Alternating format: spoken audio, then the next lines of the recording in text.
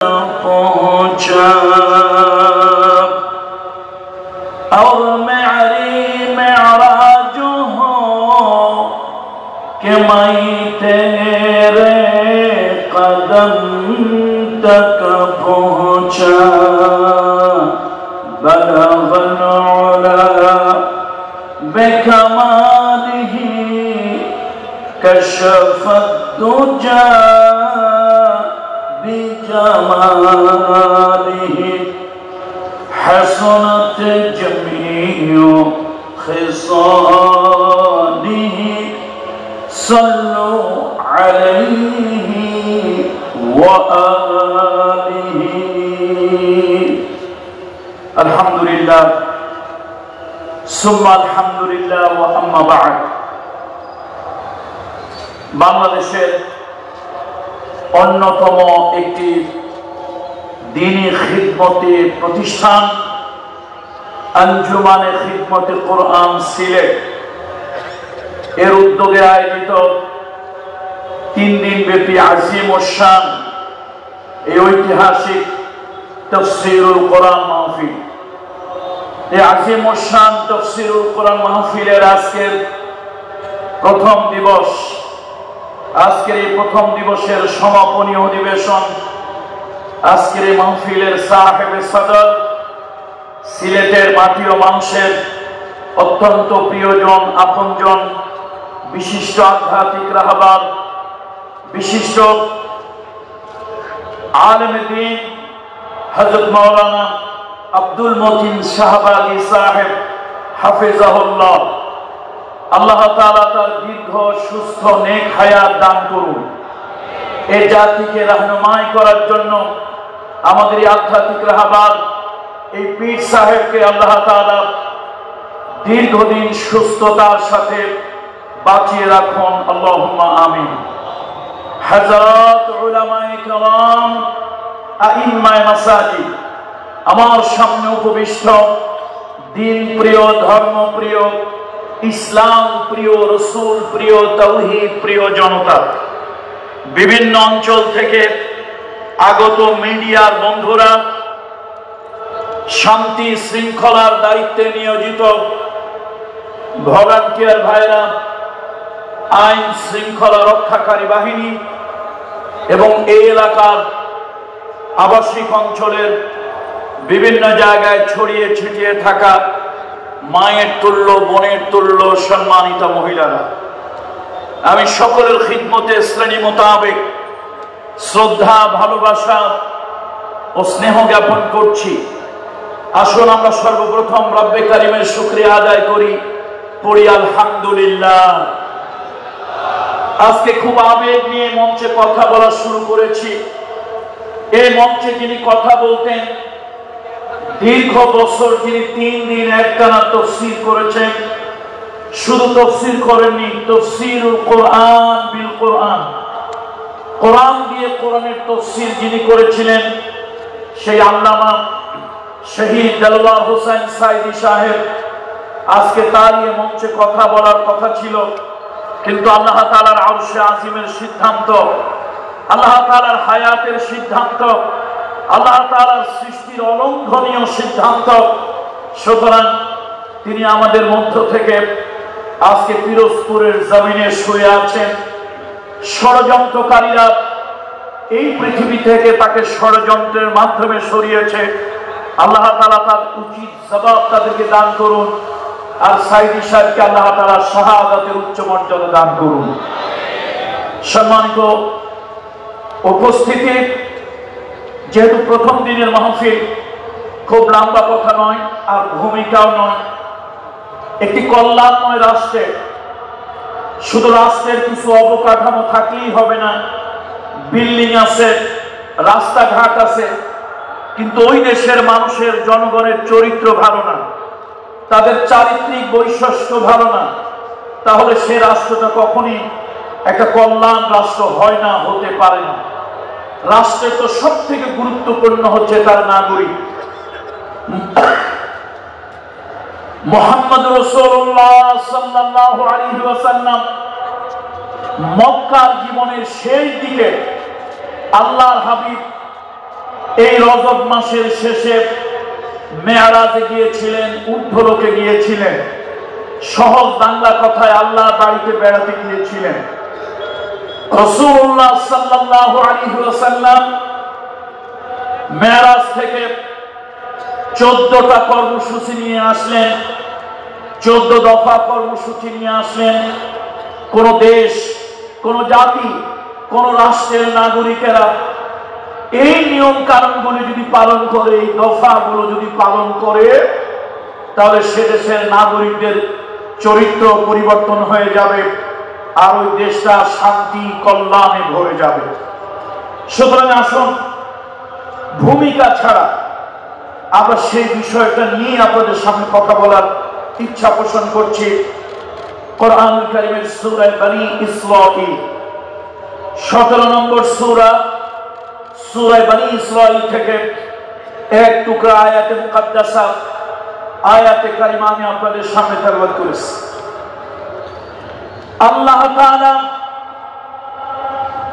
আকাশ এবং জমিনের মালিক,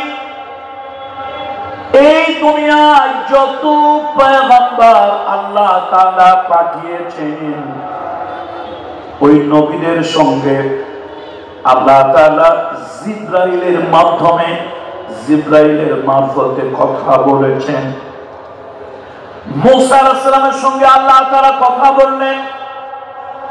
পয়গম্বর মুসা ছিলেন জমিনে, তুর পাহাড়ে পয়গম্বর মুসা ছিলেন, আল্লাহর সঙ্গে কথা বললেন। মুসা আলাইহিস সালাম জমিনে, আল্লাহ তাআলা হলেন আরশে আজিমে। কিন্তু একজন পয়গম্বর, একজন নবী, একজন মহামানব আল্লাহ তাআলা এই ধূলি ধরা থেকে ঊর্ধ্বলোকে যাকে দাওয়াত দিয়ে মেহমান বানিয়ে আল্লাহ তাআলা নিয়ে গিয়েছেন, ওই নবীর কারণে আমরা সম্মানিত হয়েছি। ওই নবীর কারণে আমাদের ইজ্জত সম্মান বেড়ে গিয়েছে। তিনি আর কেউ নন, তিনি হলেন মুহাম্মাদুর রাসূলুল্লাহ সাল্লাল্লাহু আলাইহি ওয়াসাল্লাম। আল্লাহ তাআলা পয়গম্বরদের সঙ্গে কথা বলেছেন, পয়গম্বর জমিনে, আল্লাহ তাআলা আরশে আজিমে, আর মুহাম্মদ রাসূলুল্লাহ কি সৌভাগ্য তার। মক্কার জীবনে তিনি যখন নির্যাতিত, নিগৃহীত, মক্কার জীবনে তিনি যখন অত্যাচারিত, মজলুম, সেই সময় আল্লাহ তাআলা এই মক্কা থেকে, মক্কা মুকাররমা থেকে আল্লাহ তাআলা বাইতুল মুকাদ্দাস হয়ে সপ্ত আসমান পাড়ি দিয়ে আল্লাহ তাআলার আরশে আজিমে তাকে নিয়ে গেলেন। সম্মানিত উপস্থিতি, মুহাম্মদ রাসূলুল্লাহ সাল্লাল্লাহু আলাইহি ওয়াসাল্লাম মক্কার কাফেরদের 13 বছরের নির্যাতন, গভীর নির্যাতনে রাসূলুল্লাহ সাল্লাল্লাহু আলাইহি ওয়াসাল্লাম মানসিকভাবে বড় কষ্টে ছিলেন। আল্লাহ তাআলা সেই কষ্ট দূর করার জন্য, আল্লাহ তাআলার কুদরতের নিদর্শন দেখানোর জন্য, শুধু তাই নয়, ইসলামী স্কলার, বিজ্ঞ উলামায়ে কেরাম বলেছেন, রাসূলুল্লাহ মক্কা থেকে হিজরত করে মদিনা মুনাওয়ারায় যাবেন এবং সেখানে তিনি একটা কল্যাণময় রাষ্ট্র স্থাপন করবেন। সেই কল্যাণময় রাষ্ট্র, ওই কল্যাণময় রাষ্ট্র পরিচালনার জন্য, কিছু স্পেশাল ট্রেনিং দেওয়ার জন্য আল্লাহ তাআলা তার হাবিবে কিবরিয়াকে এই ধূলি ধরা থেকে ঊর্ধ্বলোকে আরশে আজিমে আল্লাহ তাআলা নিয়ে গিয়েছিলেন। রাষ্ট্রের দায়িত্ব অত্যন্ত গুরুত্বপূর্ণ। সেখানে যদি চরিত্রহীন লোকদেরকে দেওয়া হয়, সেখানে যদি ক্ষমতা লিপ্সু লোকদেরকে দেওয়া হয়, সেখানে যদি লোভী লোকদেরকে দেওয়া হয়, সেখানে যদি আত্মীয়করণ, দলীয়করণ করে এমন লোকদেরকে যদি দেওয়া হয়, তাহলে ওই রাষ্ট্রটার কল্যাণ কখনোই আসতে পারে না। মুহাম্মদ রাসূলুল্লাহ সাল্লাল্লাহু আলাইহি ওয়াসাল্লাম সেই কল্যাণময় রাষ্ট্রের কিছু স্পেশাল ট্রেনিং নেওয়ার জন্য আল্লাহ তাআলা তাকে আরশে আজিমে নিলেন, ঊর্ধ্বলোকে নিলেন, মেরাজে গমন করলেন। মুহাম্মদ রাসূলুল্লাহর জীবনে যত মুআজিজা হয়েছে, তার মধ্যে শ্রেষ্ঠ মুআজিজার নাম হলো কোরআন, দ্বিতীয় মুআজিজার নাম হলো মেরাজ। সুবহানাল্লাহ।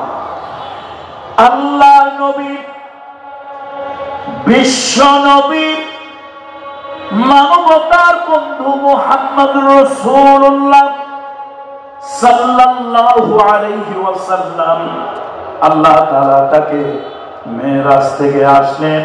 ওহীর মাধ্যমে আল্লাহ তাআলা 14টা কর্মসূচি দিলেন।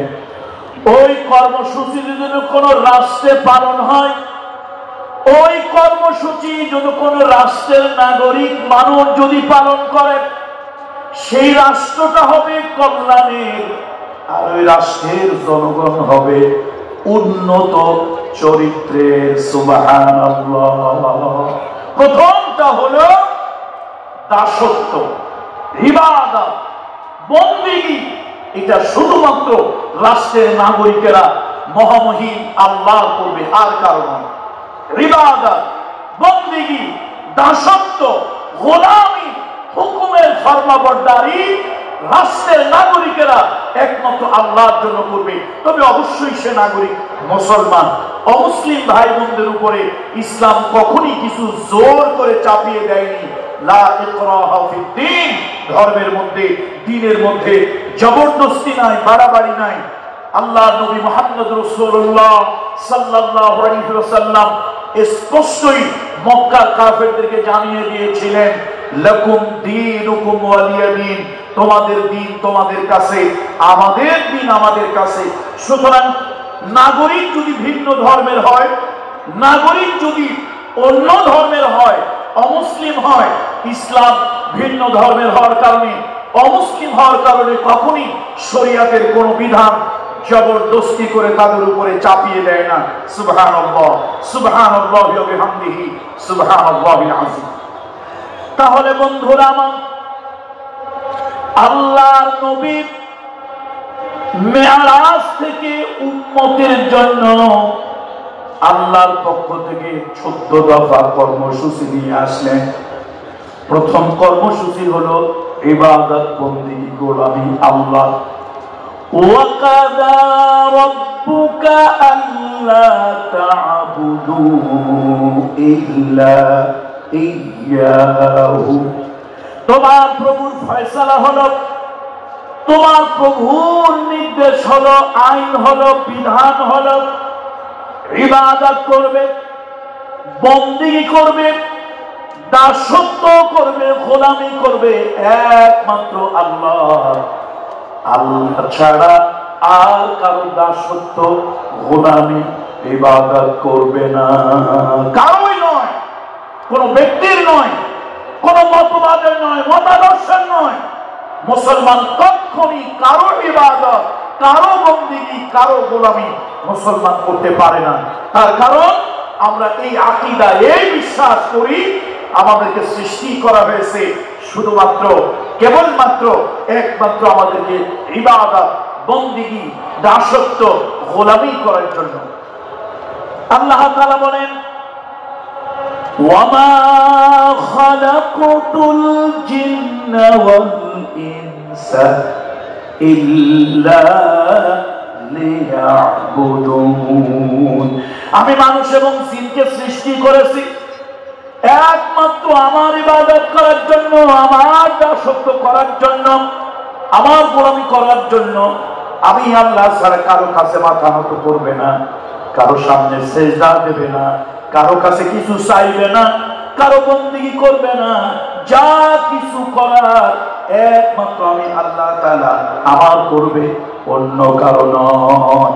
বন্ধুরা, আমরা যে মানহাজ, যে মাযহাব, যেই মাসলাকের লোক হই, হতে পারি হানাফি, হতে পারি শাফিঈ, হতে পারি আহলে হাদিস, হতে পারি সালাফি, যেই মানহাজ, যেই মাযহাবই আমরা হই না কেন, আমরা সালাতের ভিতরে আল্লাহর কাছে সূরা ফাতিহা কি দোয়া করি বলেন তো? ইহদিনাস সিরাতাল মুস্তাকিম। আমার সঙ্গে সকলে আবেগ নিয়ে পড়েন, খুব হৃদয়ের আবেগ নিয়ে পড়বেন। ইহদিনাস সিরাতাল মুস্তাকিম। আয় আল্লাহ তাআলা, আয় আল্লাহ তাআলা, আমরা জান্নাতে যেতে চাই, ওই জান্নাতের সহজ সরল পথ আমাদেরকে দেখাও। বারবার বললাম, আল্লাহ তাআলা কোরআনুল কারীমের ভিতরে আল্লাহ তাআলা কোরআনুল কারীমের সূরা ইয়াসিনের ভিতরে তার জবাব দিয়া দিলেন, ওয়া আনি'বুদুনি হাযা সিরাতুম মুস্তাকিম।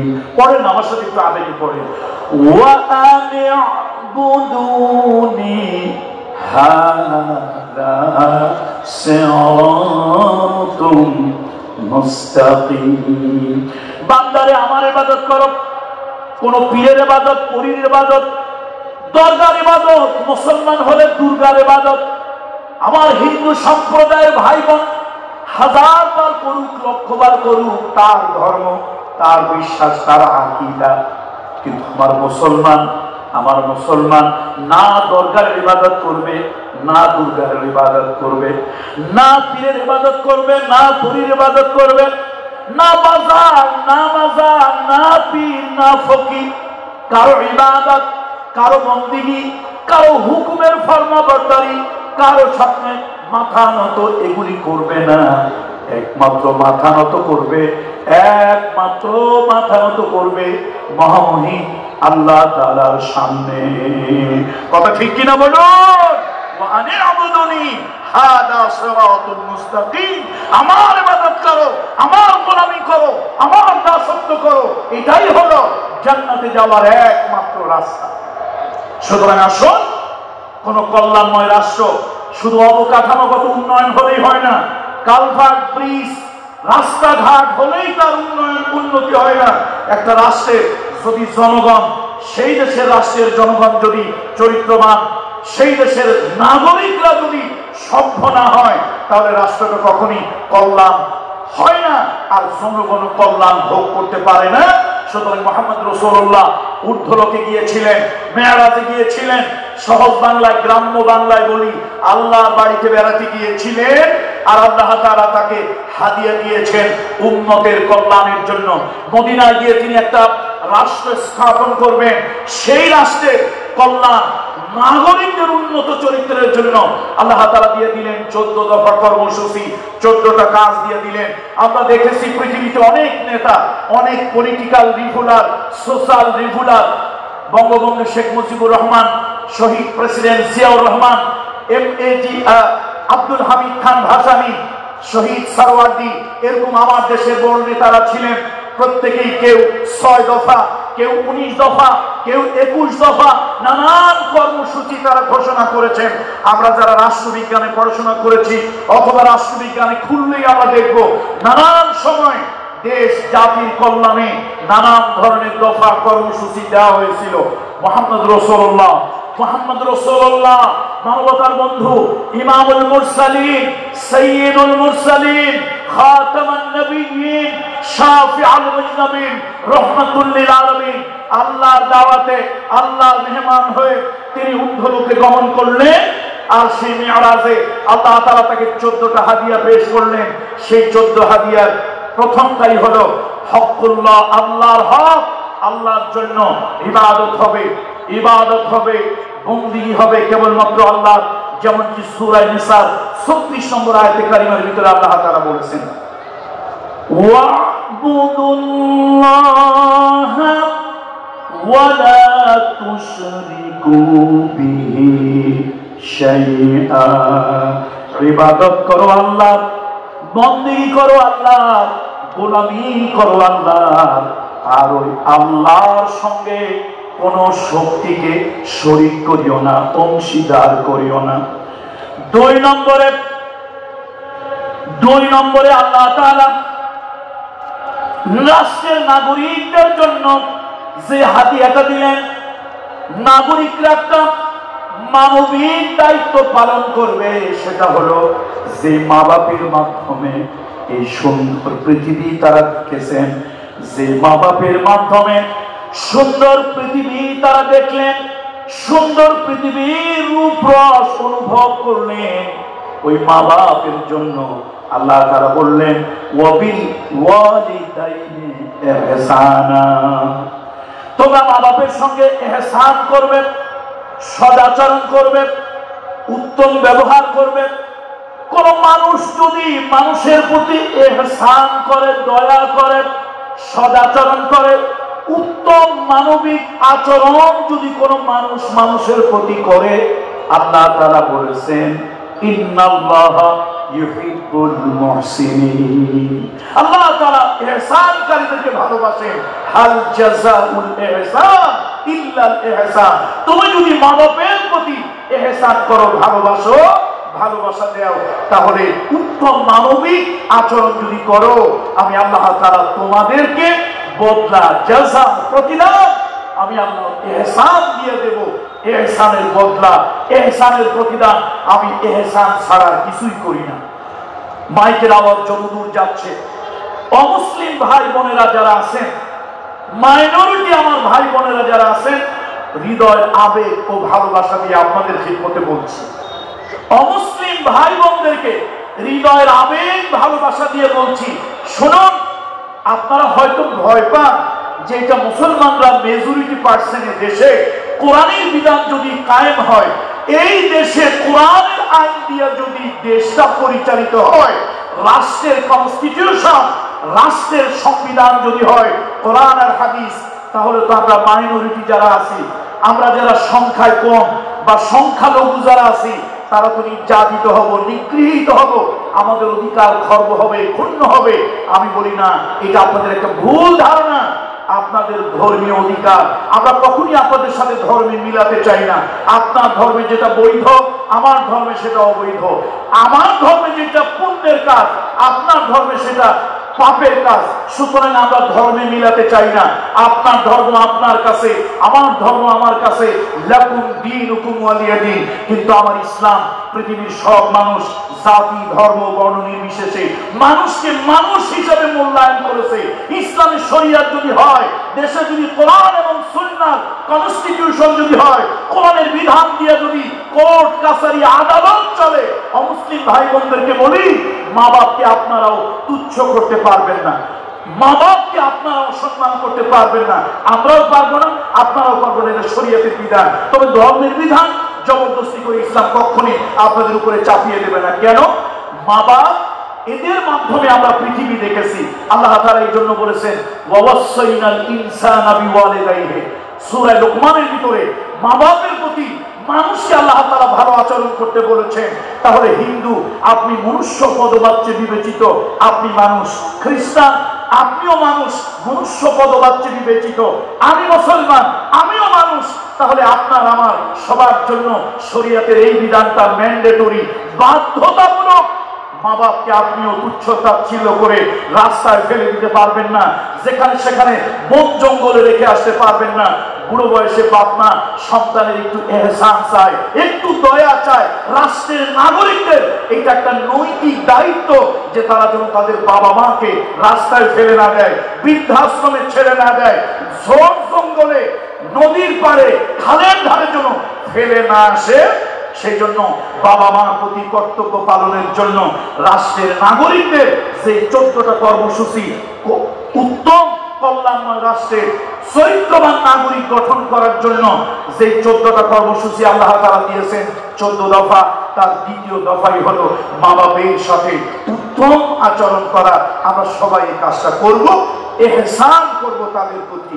সময়ের অভাবে এটার উপরে আমরা আর যেতে পারলাম না। এবার মানবিক একটা উত্তম গুণ, একটা মানবিক উত্তম গুণ, শুধু মানুষের মতো হাত পা নিয়ে জন্মগ্রহণ করলে মানুষ মানুষ হয় না। মানুষ হয় তার মনুষ্যত্বে, ইনসানিয়াত, তার হিউম্যানিটি, তার মানবতা, তার মনুষ্যত্বে সে মানুষ হয়। সুতরাং আল্লাহ তাআলা সে মানুষদেরকে উন্নত গুণাবলী সম্পন্ন মানুষ বানানোর জন্য আল্লাহ তাআলা বললেন, তোমাদের নিকট আত্মীয় স্বজন যারা আছে, রক্তের সম্পর্কের আত্মীয় স্বজন যারা আছে, তাদের বন্ধন হক আদায় করো, বন্ধন রক্ষা করো। অসহায়, গরিব, মিসকিন এবং রাস্তার পথিক, এদের প্রতিও তোমরা ভালো মানবিক আচরণ করো। দেখুন, আত্মীয় স্বজন, আত্মীয় স্বজন আমাদের রক্তের সম্পর্ক, তাদের সাথে, অসহায় গরিবদের সাথে, রাস্তার পথিকদের সাথে। ইবনুস সাবিল, এখন এই রাস্তার পথিক শুধু তো মুসলমান না, অন্যান্য ধর্মের হতে পারে। আমি সাদা চামড়ার মানুষ, রাস্তার পথিক একটা কালো চামড়ার মানুষ হতে পারে। আমি এলিট শ্রেণী, হাই সোসাইটির মানুষ, রাস্তার একজন পথিক, সে গরিব হতে পারে, সে আপনার দলিত শ্রেণী, নিচু শ্রেণী হতে পারে। সে যে ধর্মের, যে বর্ণের হোক, একটা রাস্তার অসহায় পথিককে মানবিক সাহায্য করা, দয়া করা, মানবিক আচরণ করা ইসলাম ধর্ম শিখাইছে। মুহাম্মদ রাসূলুল্লাহর মাধ্যমে আল্লাহ তাআলা শিখাইছেন নাগরিকরা রাস্তার এই অসহায় মানুষগুলোর প্রতি মানবিক আচরণ করবে। আল্লাহ তাআলা বলেন ওয়াআতি যাল কুরবা হাক্কাহু ওয়াল মিসকিন ওয়াবনাস সাবিল। আল্লাহ তাআলা বলেন তোমাদের যারা রক্তের সম্পর্ক, ভাই রক্তের সম্পর্ক, বোন রক্তের সম্পর্ক, চাচা রক্তের সম্পর্ক, ফুফু রক্তের সম্পর্ক, মামা খালা, এই যে আপন রক্তের সম্পর্কের আত্মীয়গুলি, খবরদার এই আত্মীয়তার সম্পর্ক ছিন্ন করো না, এই সম্পর্কগুলো নষ্ট করো না। এই সম্পর্কগুলো আল্লাহর আরশের সঙ্গে ঝুলন্ত থাকে, আল্লাহর আরশের সঙ্গে লটকানো থাকে। এই যে রক্তের সম্পর্ক, নারীর সম্পর্কগুলো যারা ছিন্ন করলো, ওরা যেন আল্লাহর আরশের সাথে সম্পর্ক ছিন্ন করলো। নাউযুবিল্লাহ।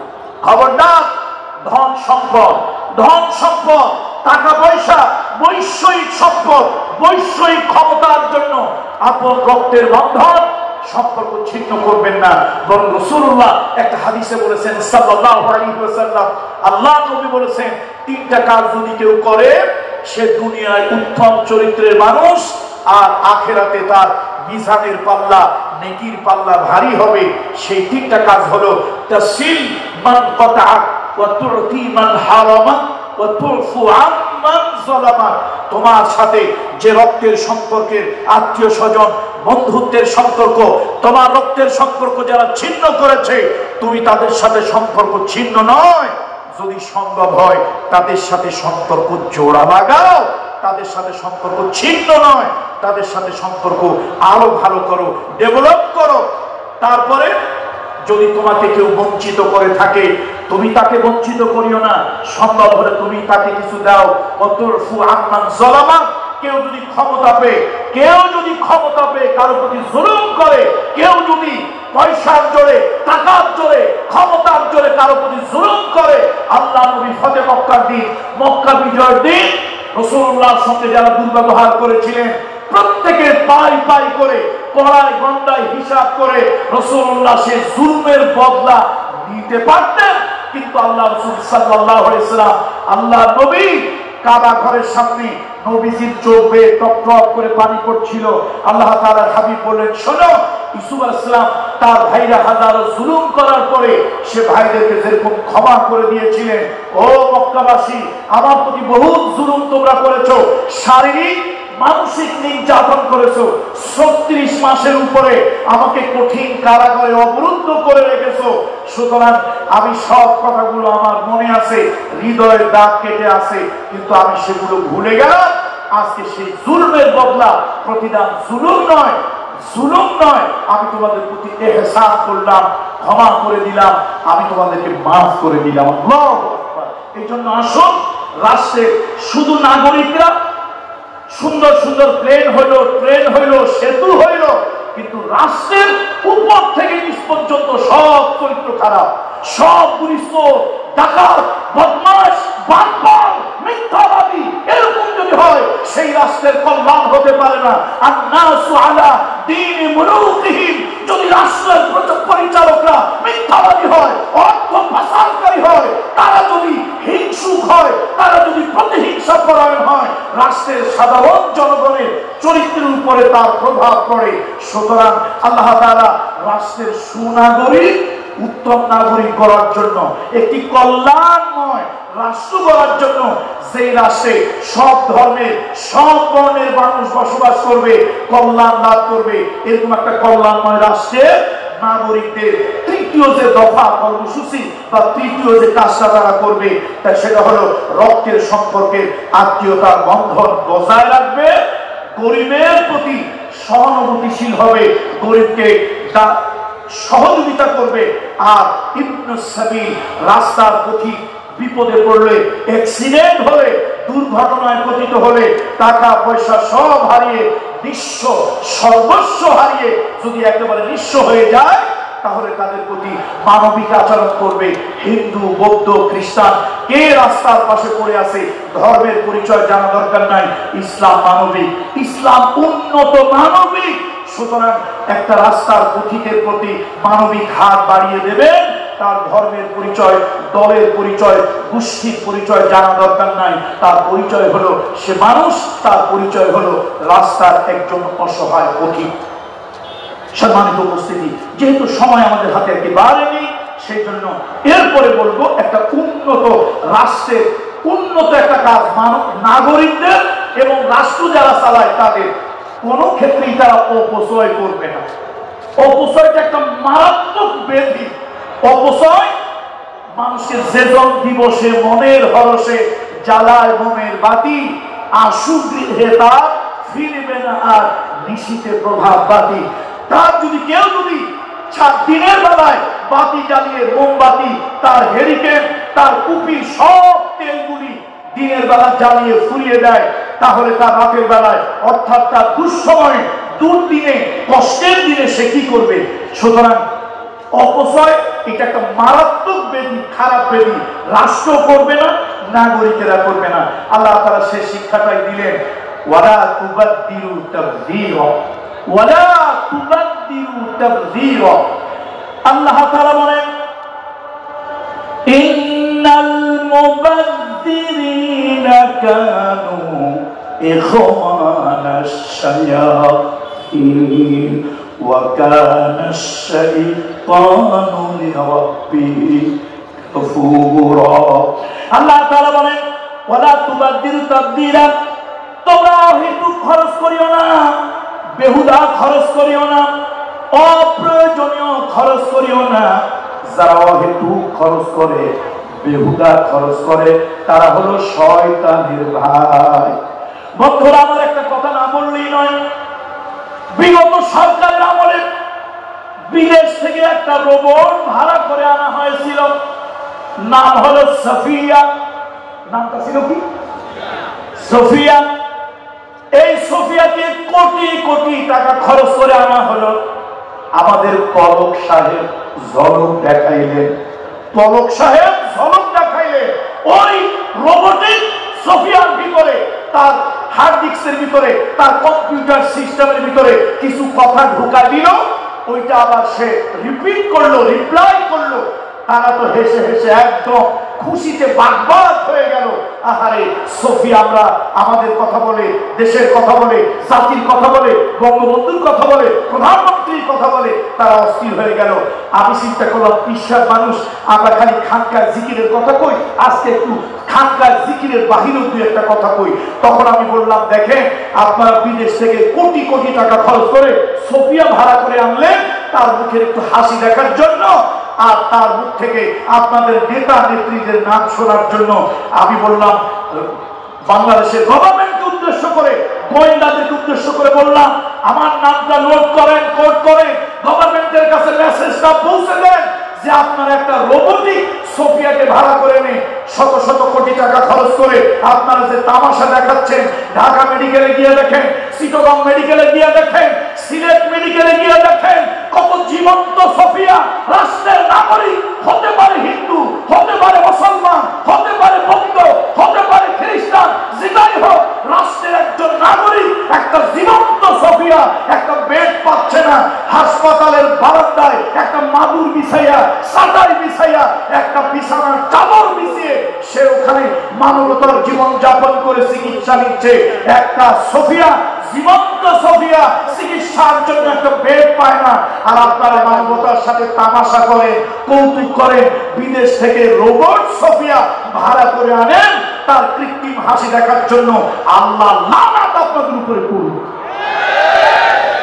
এই জন্য কোরআন শরীফ রাষ্ট্রের রাষ্ট্রের এবং রাষ্ট্রের নাগরিকদের 14 দফা কর্মসূচির অন্যতম একটা দফা দিয়ে দিলেন, ওয়ালা তুবাদ্দিরু তাবযীরা। খবরদার, অহেতুক আননেসেসারি অপ্রয়োজনীয় খরচ করবে না। দেশের নাগরিকের জন্য 1000 কোটি টাকা যদি লাগে 1000 কোটি টাকা খরচ করো, তবে নেতা নেত্রীর ভাস্কর্য বানানোর জন্য 2 টাকাও খরচ করা যাবে না। এটা অপচয়। কোরআনুল কারীমের ভিতরে আল্লাহ তাআলা এই অপচয়ের ব্যাপারে সূরা ফুরকানের ভিতরে আল্লাহ তাআলা আরো অনেক কথা বলেছেন, সেটা সময়ের অভাবে আমরা বলতে পারছি না। এখন ব্যয়ের ক্ষেত্রে কিভাবে ব্যয় করব সে কথাটাও আল্লাহ তাআলা সুন্দর করে আল্লাহ তাআলা বলে দিলেন। সকল ক্ষেত্রে মধ্যম পন্থা অবলম্বন করতে হবে। সিলেটের লোক পয়সা আছে, দিল দরিয়া, হাত উজাড় করে খরচ করে ভিক্ষুক হয়ে যাবে তার পরবর্তী প্রজন্ম, আল্লাহ তাআলা সেটা চান নাই। আবার জনমের মতো কঞ্জুস, কিপটা, কৃপণ হয়ে যাবে, এটাও আল্লাহ তাআলা চান নাই। কৃপণ হলো আল বখিলু আদুবুল্লাহ, আল বখিলু আদুবুল্লাহ। যারা কৃপণ, কিপটা, এই কৃপণ লোকগুলি হচ্ছে আল্লাহর দুশমন। সুতরাং খরচের জন্য নাগরিকরা, রাষ্ট্র খরচ করবে, যত লাগে তত খরচ করবে, খরচের ক্ষেত্রে কার্পণ্য করবে না। আবার উদার হস্তে খরচ করে নিঃস্ব, দরিদ্র, ফকির হয়েও যাবে না। আল্লাহ তাআলা সে কথাটা সুন্দর করে উপস্থাপন করেছে। 5 নম্বরে যে আল্লাহ পঞ্চম দফা দিয়েছেন, আল্লাহ তাআলা বলেন, ওয়ালা তাজআল ইয়াদাকা মাগলুলাতান ইলা উনুকি ওয়ালা তাবসুতুহা কুল্লাল বাসতি। আল্লাহ তাআলা বলেন, খবরদার তোমার হাত গলার সঙ্গে লাগায় রেখো না, গলার সঙ্গে হাতটা লাগায় রেখো না। গরিব মানুষ একটু ভিক্ষা চায়, ভিক্ষা দেয় না। ঈদ আসলো, বিভিন্ন আনন্দ উৎসব আসলো, অসহায় মানুষগুলি আপনার কাছে আসলো, 10টা টাকা আপনি তাকে দিলেন না, শুধু ব্যাংক ব্যালেন্স করলেন। আল্লাযী জামআ মালাহু ওয়া আদ্দাদা। এক শ্রেণীর মানুষ আছে, তাদের স্বভাব হলো, তাদের চরিত্র হলো, শুধু মাল জমা করে, অর্থ জমা করে আর হিসাব করে কত টাকা হইল। এই টাকা তাদের কিয়ামতের দিন ধ্বংসের কারণ হবে, এই টাকা কিয়ামতের ময়দানে আযাবের কারণ হবে, এই টাকা কিয়ামতের ময়দানে গজবের কারণ হবে। এই জন্য আল্লাহ তাআলা ধন দিয়েছেন।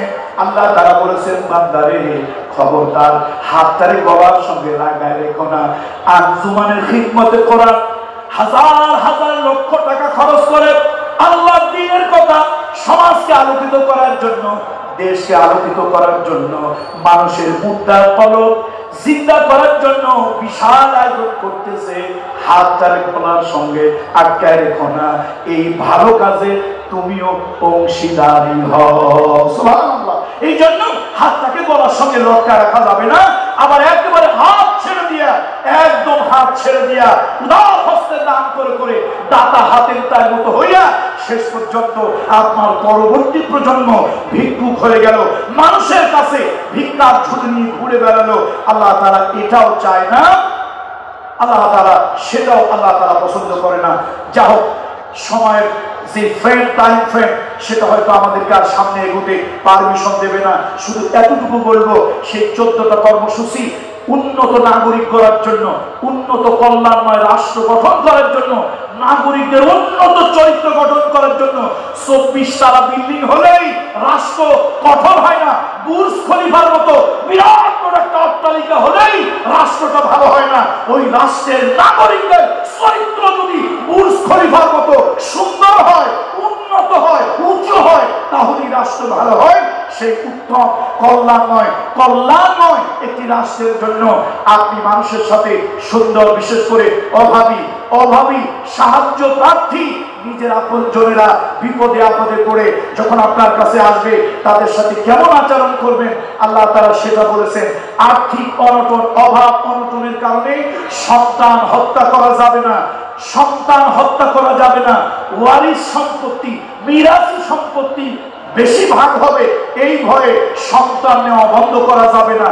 এরপরে আল্লাহ তাআলা বলছেন অশ্লীলতা, বেহায়াপনা, বেলেল্লাপনা করা যাবে না। যেই কাজগুলি জেনা ব্যভিচারের দিকে মানুষকে প্ররোচিত করে সেই কাজগুলি করা যাবে না। আজ